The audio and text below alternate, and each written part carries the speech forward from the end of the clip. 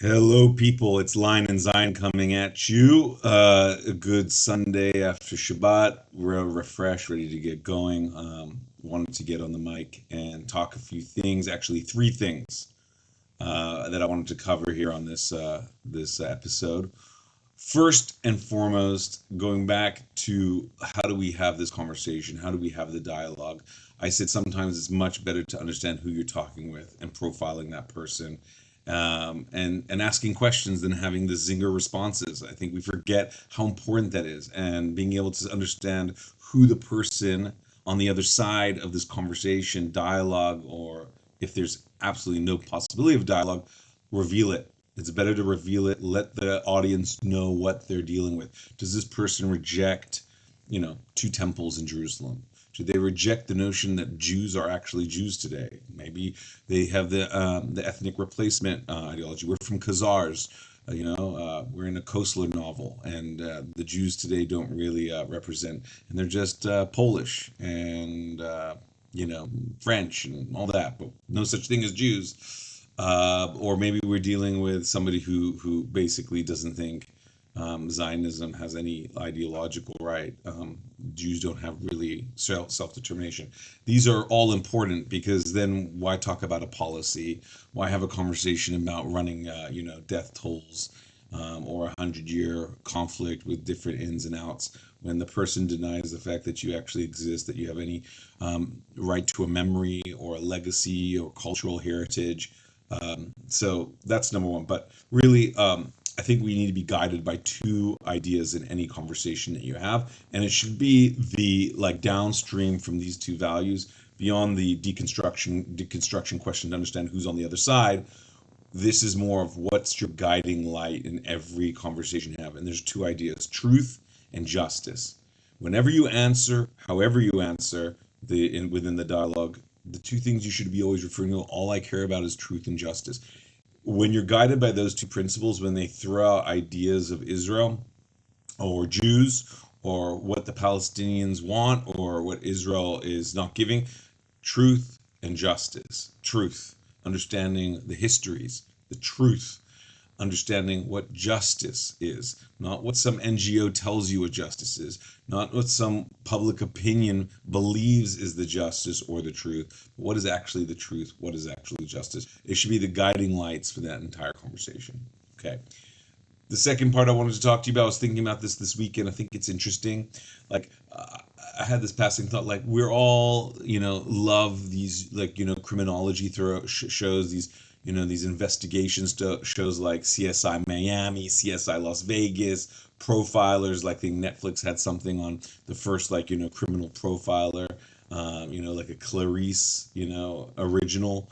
And it's so interesting when you apply empirical evidence to what's going on today in Israel with Gaza, up north with Lebanon and dealing with Hezbollah and Syria.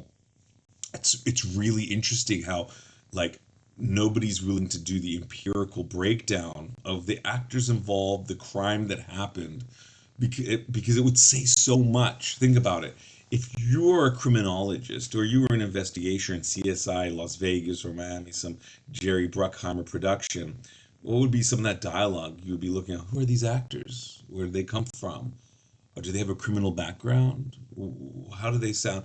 And it's not that it necessarily will break down who the innocent or guilty party is, but it definitely will show you a context and give you likelihood or strength and weakness in the argument. So for one, let's look at the two actors. Who are they? Where do they come from? What are their what's their, you know, so-called, cultural, parameters. So on one side you have a country that up until a year ago, its biggest thing was they were arguing about checks and balances within their democracy.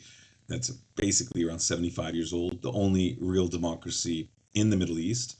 And they were getting torn apart because the judiciary, you have a judiciary that has taken a lot of power from the executive and the legislatures in the last 30 to 40 years. We can get into the reasons why, but that's the big thing that's happening in that culture. which sort of led up to October 7th, at least from the words from Sinwar, who saw a lot of divisiveness and thought, hey, this would be a good time to take on, Israel, right when they're divided. And he's not wrong. When Israel's divided, it's weaker. Um, what was going on the Palestinian side? What was the big things going on there during the last year or two? Oh, I don't know. I think that there was more kleptocracy.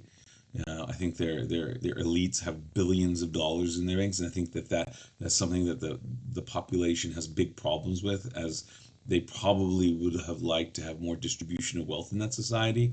So you have a kleptocracy on one side that's arguing about less corruption, and you have on one side a judiciary that's maybe an unelected clerks that are taking too much power. But you can see the difference. You have one society that hasn't had an election in 17 years since they, by an overwhelming majority, elected the Muslim Brotherhood, Islamist, jihadi Hamas. And since then, like usually how they operate like Trojan horses, once they're in, they start killing everybody that shows them power and they take over in a totalitarian manner. And hence, that's what we have on that scene. In Israel, we've had 5 elections in like 7 years. I mean, literally 5 elections, one after another, after another. So the democratic bona fides, it's unreal. And on the other side, well, we know what we have. We basically have Islamo-Nazi jihadists. Okay, so let's go check some other boxes. You go in a Tel Aviv street, you ride around, you see like Einstein Boulevard, King David, you see Masaryk, the former Czechoslovakian prime minister. You have, I don't know, great scientific, cultural, like, heroes that are named after it, for the most part. What do you have when you ride down the streets of Palestine? Basically, names of suicide bombers or big terrorists who have sent out suicide bombers. Uh, like, I think there's like a Yasser Arafat Boulevard probably in every main city in Palestine. Basically, the father of modern terrorism. Congrats. What do these people believe? Well, we know that 70% of of Gazans up until about 3, 4 months ago, with their own polling, supported what happened on October 7th. The basically blood orgy, pogrom, burning babies, destroying entire communities, mutilating women, mass raping, mass murder. That's okay on that for 70% of them. And if you listen to the hostages' testimony, they'll tell you they were staying in civilian locations, surrounded by civilians. Nobody would help them. Nobody offered them help. So you have a society that's over radicalized on that side. I think that the opinion polls are even higher in Judea and Shomron in the West Bank. It's in the 80s. So that's one side. Here in Israel, what did you have? What do you have? You have basically up until October 7th, you had like a pretty even split, maybe a little less because of what happened since the disengagement and what happened post Oslo with thousands of Jews being killed. So even then, you're still having about between a 50 and 55% split between, trying to come to some kind of political solution with the Palestinians. And it was still a fault line within Israeli politics. I think that ship has sailed. But it tells you that you had quite a significant minority, if not at times majority in the last 2 decades, who wanted to, shake hands, try to figure this out. You have one side that basically, if you look at their textbooks and their universities, is replete with anti-Semitic narratives. It basically is Islamic indoctrination. You go to Israel, it's one of the most educated OECD countries, and in the world. It has more, college graduates by per capita than pretty much up there in the top 10 countries in the world. We have more doctors and lawyers per capita than anywhere in the world. We have more than, I think, more patents filed in Israel. I think it's top 5 country in the world. So you have a very knowledge-based, country on one side, and the other side you have a very uneducated on the other. I just also want to make the argument that if you're thinking that it's economics, just know before the first Intifada, there was the open door Dayan policy. The per capita income of Palestinian Arabs was the highest in the Middle East at that time, until they decided that they wanted to have an armed resistance against Israel, which obviously Israel reacted by protecting itself, so it started closing up and not creating free exchange. Even then, though, you still have a higher income than a lot of countries in the Middle East, despite the fact that Israel still put up some walls and some checkpoints to protect themselves from terror, jihadi and Islamic terrorists, and Palestinian so-called nationalist terrorists. So, blame everything on the resistance. How did these guys have billions and billions of dollars in their bank accounts? I think they've done some studies on the Marshall Plan and what per capita Europeans got post World War II, and I think the Palestinians like double it or triple it, even adjusted to inflation. So, if you're talking about money and opportunity, it doesn't work. So, and then you look at the crimes themselves. Israel is considered to be, acting in genocide by what? By dropping bombs in places that they've put leaflets and phone calls and said to go to safe zones, um, against a terror fortress, a purely networked, like, Gaza Strip, that in every house, in pretty much in every hospital, school, you have like just a network of tunnels, which requires some level of, how should I say, societal um, confirmation.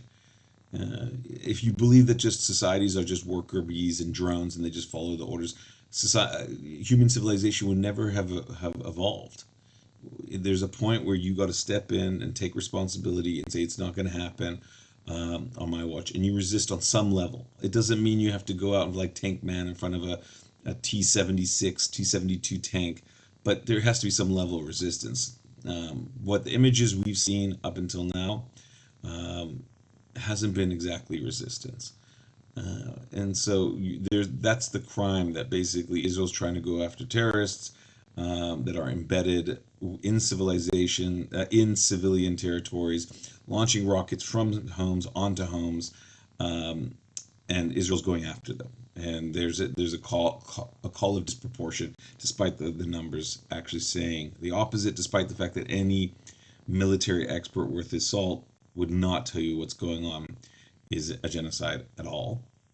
And on the other side, what do you have? You have rockets, like I said, being launched from homes onto homes in the thousands, tens of thousands. You have them in camouflage, embedded in civilians, using them as PR drones and as human shields to win a PR war, because they can't beat the Jews on the battlefield. And what they perpetrated on October 7th was not them saying free Palestine, but Allah Akbar, and killing civilians indiscriminately, whether they were sitting in their homes on a Saturday morning, on Shmini Atzeret, in kibbutzim that were some of the most left-wing, peacenik communities in Israel, and taking out scores of people who were dancing in a dance festival, even taking Thai workers or Africans who were, immigrants, laborers working in some of these communities and killing them, non-discriminatory. If you would have taken maybe 2-3 kilometers outside the strip and said, "This is mine. We're going to liberate this territory," maybe symbolically that might have made a difference. No, it was like, let's see how many Jews we can kill, see how far we can take this. And so you look at the crime themselves and you take a detailed look at it and you're like, what is going on? So those are the two things that I wanted to run by you. The notion of let truth and justice be your primary guide in the discourse, and that, looking at empirically like a CSI detective, just looking these two parties, what they're about and the crimes is the supposed crimes and what they look like. If you try to look at it on an analytical level, should show you the differences between these two actors on some level. And the third thing I just wanted to do I don't know, had an idea of like some segment where we could go into the notes of the underground, literally the underground, pick out a tweet and see what they're talking about and pick it apart. So I'll do one. Um, I see.